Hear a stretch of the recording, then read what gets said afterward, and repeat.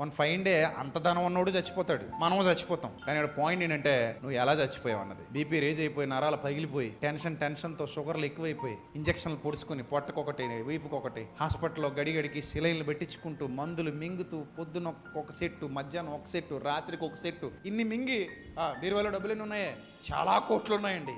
ఏం చేసుకుంటావు? చూసారా, నెమ్మది లేకుండా విస్తారమైన ధనం ఉండడం కంటేనట యెహోవా యందు భయభక్తులతో కొంచెమే ఉంది, హాయిగా తింటున్నారు, ఇలా పడుకోగానే నిద్ర పట్టేస్తుంది, పొద్దున్న లేచినప్పుడు ఆడొస్తాడు ఈడొస్తాడు, ఆడికి వాళ్ళు ఈడికి వాళ్ళ భయాలు ఏవి లేవు. కాలు మీద కాలు వేసుకుని 80 ఏళ్ళు 90 ఏళ్ళు బతికి చచ్చిపోతే చాలదా దేవుని సన్నిధికి వెళ్ళిపోతే? బాబోయ్, నాకు అలాంటి జీవితమే ఈ తండ్రి, అంతకు మించిన గొప్ప జీవితం ఇక్కడ ఏమీ లేదు ప్రభువా, నాకు తెలుసు, నాకైతే అలాంటి జీవితం చాలు ప్రభువా. భక్తుడైతే అలాగే అడుగుతాడు, నేను అదే అడుగుతాను, ప్రభువా నాకు అలాంటి జీవితం చాలు, తలకాయ పూట్లు ఉండకూడదు, ప్రశాంతంగా ఉండాలి, తిన్నది అరగాలి, తినడానికి ఏదో దొరకాలి, అంతకు మించి మనకేం అవసరం లేదు, జీవితం సాపీగా పోవాలి. నువ్వు ఇచ్చిందే నాది, నువ్వు ఇవ్వంది ఏది నాది.